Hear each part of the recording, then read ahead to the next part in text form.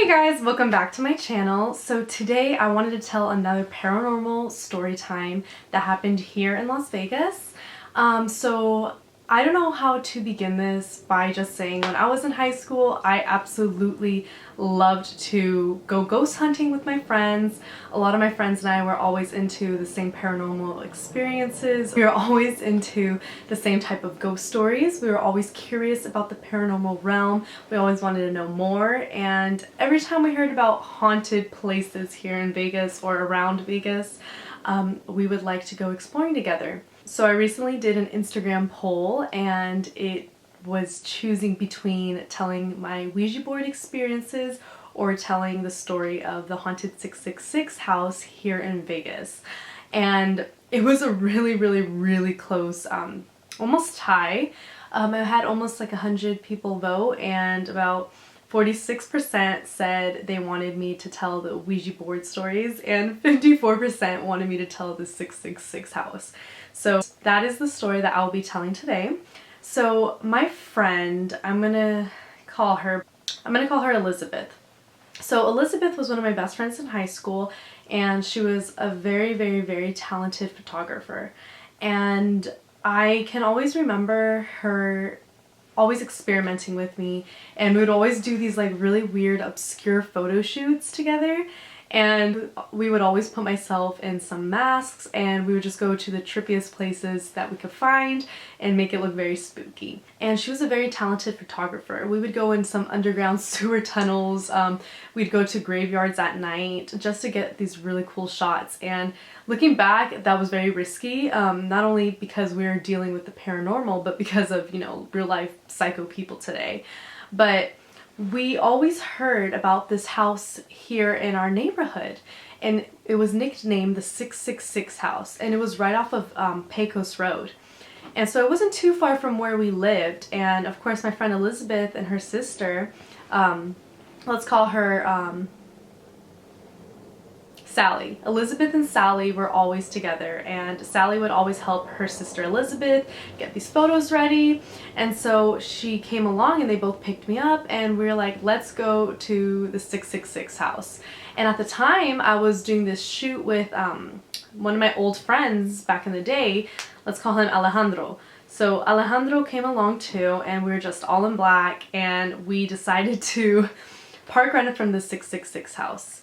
And the legend behind the 666 house here in Vegas was that it was a very nice house that was being built by this one guy. So he hired a bunch of people to start renovating it, to start putting time and effort into this house. And it was in a predominantly nice, is that how you say it? Predominantly nice neighborhood here in Henderson.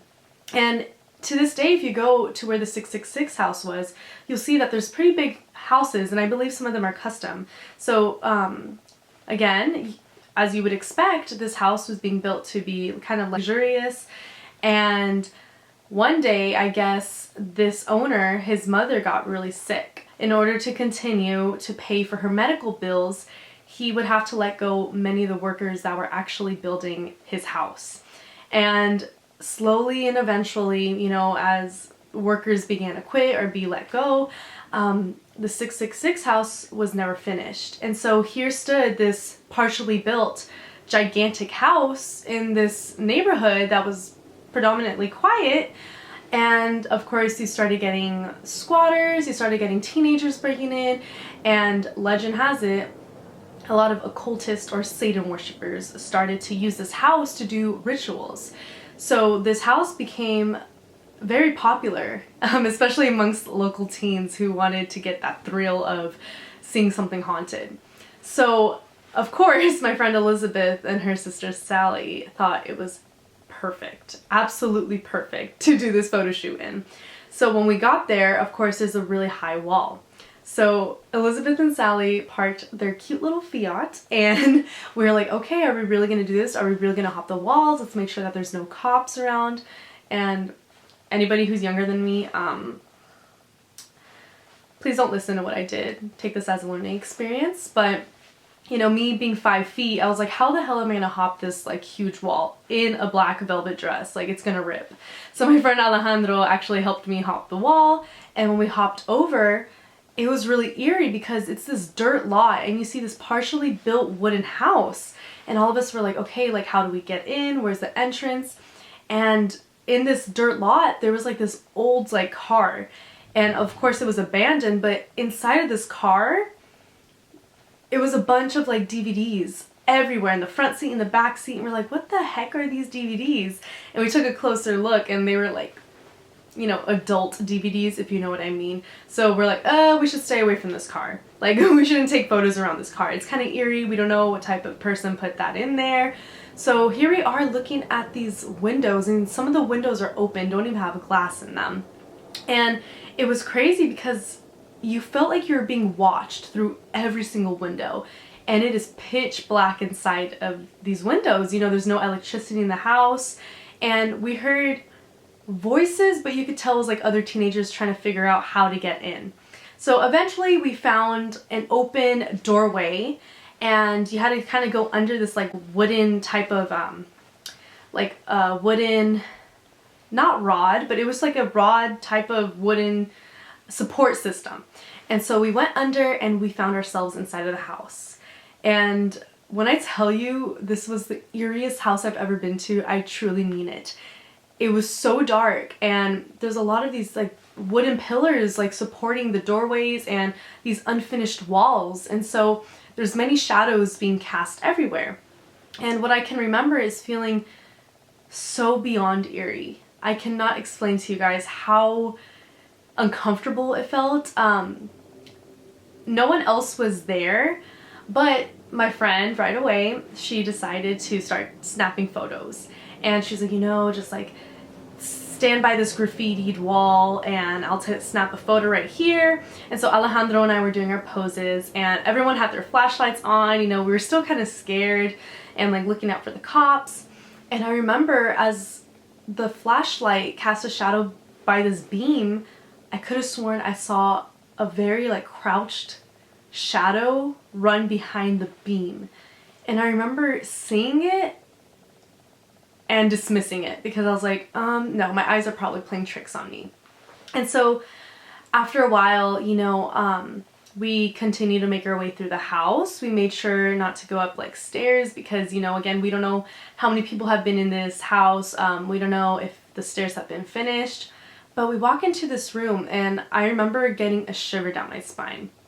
And my friends and I look, and there's a wooden chair in the center of a pentagram. And we were like, wow, that's our cue to get out of here. Like, we're not doing this anymore. This is too creepy. So we left, and we were so frightened that when we hopped the wall back over, my dress literally ripped at the seam. And it was so embarrassing because I kind of had a crush on Alejandro. Like, him and I kind of had like a thing at the time. And I remember like being so embarrassed. And I remember I even like scratched my leg up and everything. It was so embarrassing. But my friends and I were like, you know, that was really creepy. You know, we didn't want to go back, but yet at the same time, that adrenaline and that fear made us want to go back. And so with that being said, I hadn't gone back to that house until a few months later with my other friend. Let's call her Allison. So my friend Allison and I were inseparable in high school as well. Her and I would always go on adventures together, and she was the first one out of like my girlfriend group to get a car and to get her license before anyone.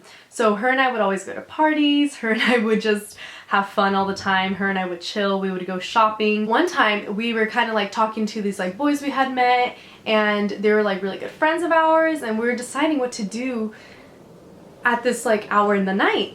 And the thing about Vegas, you would think that there's a lot to do here, but there really isn't.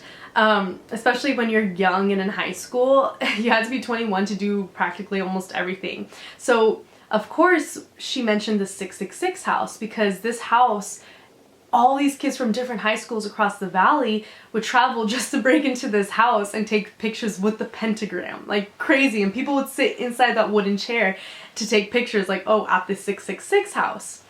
So she was like, let's go. Allison was like, we're gonna go to the 666 house. And that night, I cannot tell you what it was, but I did not want to go. And usually I'm down for things like this, especially when it comes to spirits. Yes, I'm afraid of them, but I'm usually down. But I told Allison, like, you don't understand. Last time I was here, I saw something and it was not normal. It wasn't just regular spirit. And Allison was always like one to dismiss me, like, oh, you're just, you know, overthinking. And I remember we were going with like a few friends in 2 separate cars, and we pull up in front of the house. And it's a busy night at the 666 house. Believe it or not, there's a lot of cars parked there. You can see people hopping the wall. But right when we parked right in front, I began to hear whispering. And this is a rare phenomenon that happens to me, but when something is so charged, I tend to hear whispering, and I don't know what exactly it is, but it freaked me out. And I remember crying, and I was just like, no, I don't want to go in. I don't want to hop the wall. I don't want to do this. This is beyond frightening. You know, I've already been here before. I don't need to see it again. There's nothing in there. And my friend Allison was like, no, I'm going. And so half of like our friend group decided to go. So there goes my friend Allison with the group of people that wanted to go in, and you could not convince me that night to go in. I just felt completely terrible. I felt like I was being watched from the moment we pulled in. And I remember staying in the car with 2 other guys because I was just freaking out, and I was like, I hear whispering. You don't understand. Like, I'm really sensitive to this stuff, and I don't want anything to do with this house anymore. It's attracting negative energy. There's so many demonic spirits here, or they're being conjured up. I don't know what it is, but y'all are crazy.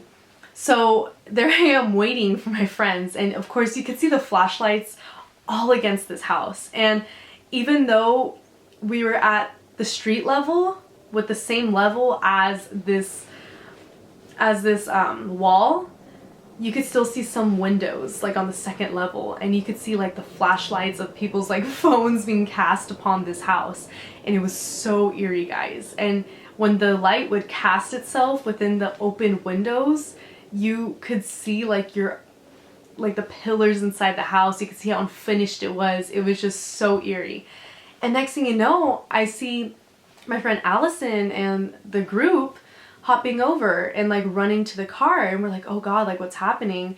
And I guess like cops were coming. And right before they were about to get out, we saw what we thought was a cop, and they pull up, and we were freaking out because, you know, it's late after curfew, and we're underage, and we're like, oh my god, we're gonna go to jail and we're gonna get arrested. But no, it was just some other teenagers looking for the thrill of the 666 house. So we decided to book it, and everyone was talking like, oh, that was so creepy. Did you see this? Did you see that? But nothing was memorable. The only thing that was kind of memorable was the fact that there were so many odd things to find there. Like there was like not necessarily weapons, but like really sharp sticks, and of course they found the pentagram. Of course they found the 2nd story. Like everything was crazy in there, and you know, there was like other teenagers. And so that was that night. But the thing is, years later, my friend Allison and I met up, and she and I got on the subject of the 666 house, because the 666 house a few months ago was torn down because no one was renovating it, and it was getting broken into so many times and kind of had a reputation. So I don't know who exactly decided, but it was torn down, and so now it's like an empty lot on the street. But she told me, Allison was like, hey Alex, do you remember the 666 house? And I was like, I remember that night like it was yesterday.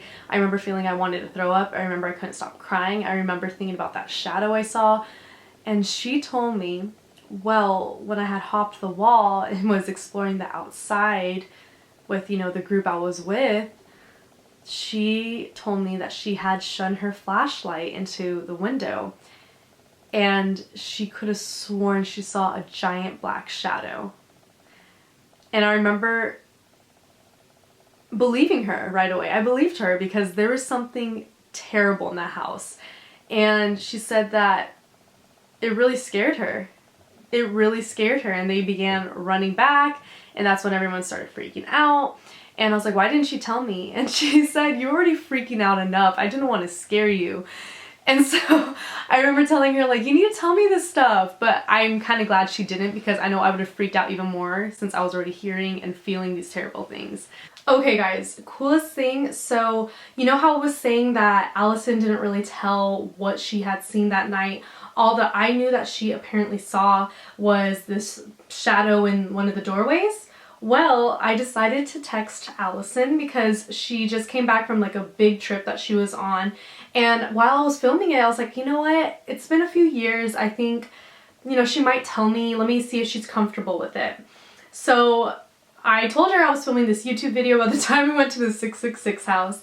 And it's crazy. She told me what she experienced. So I'm going to share that with you guys right now. So I was like, Allison, I have the most bizarre question, but do you remember the 666 house? And she said, yes, I do, LMAO. And I said, okay, I'm making a video about the first time I went there. Did you have a scary experience there? Because I remember you saying you saw a shadow. Allison said, yes, that experience was chilling. I saw a woman in the window smiling at me, and I heard whispering as I walked around the house. I barely talk about that experience because it gives me goosebumps. And remember how I said the moment we pulled up, I could hear the whispering? Like, to me, that's crazy, because Allison is not one to lie about these types of things. You know, she's very religious. She always prays. Like, I know she would not lie about these things. And I said, oh my goodness, that's scary. I remember you didn't want to tell me. Is it okay if I briefly include it? I'll even give you a fake name. And Allison said, sure. And yeah, at the time, I didn't tell anyone because I didn't want to talk about it, but it was terrifying. Because I was in the back of the house with blank and blank, which are two of our friends, and I was hearing whispering, and I looked up at that back window, and there was a woman staring down at me with long black hair, black clothing. She looked like a shadow, but I could tell she wasn't because of her facial features being so vivid and the whites of her eyes and her teeth. She was smiling down, but it was one of those ironic, sinister smiles, like she was almost mocking, and there are no words to describe the feeling it gave me. But it's like my whole body went cold and numb, and I looked away because Blank said something to me, and when I looked back at the window, she was gone. And I remember trying to talk and make jokes with them to try and ignore it and feel better, but I couldn't shake it. And then the fake police car showed up, and I hid under the patio in front of the house, and we left and everything. But yeah, it was so scary. That house was wild, to be honest. So that was her side of the story. Meanwhile, here I am having a near panic attack in the car across the street in her car because I refused to go in that night. I was so scared because the moment we pulled up, I could hear whispering in my head. I don't know how to explain it, but the fact that Allison had gone through something very similar, had seen that woman. Could you imagine looking up in a window or like a doorway and seeing that? I would have like thrown up right then and there. But yeah, I just wanted to include that in here because I think it's kind of cool to give someone else's version of the story, especially if they were there. So, yikes! So, with that being said, that's kind of my experience with the infamous 666 house that you probably have heard of if you're from Vegas. It kind of sucks that it's torn down. It was kind of an iconic thing to do on the weekends when I was younger. I say that like I'm like not 20 years old, but you know, when I was 16, you know, that was the thing to do, was break into that house. But yeah, that's my story with the 666 house. Well, both of my stories. If you have heard of the 666 house or have been there, or if you have a similar sightseeing haunted house or abandoned house in your neighborhood or your state, I would love to hear about it. So please leave a comment down below and let me know what you want to hear. I would appreciate a subscribe. But other than that, I hope you guys have a wonderful weekend, and please take my advice. Don't be like me. I was pretty rebellious, and you can actually get into trouble with that stuff. But if you'd like to hear more stories, stay tuned. I'm thinking about doing Ouija board stories next. So thanks guys, have a great day, and good night. Bye!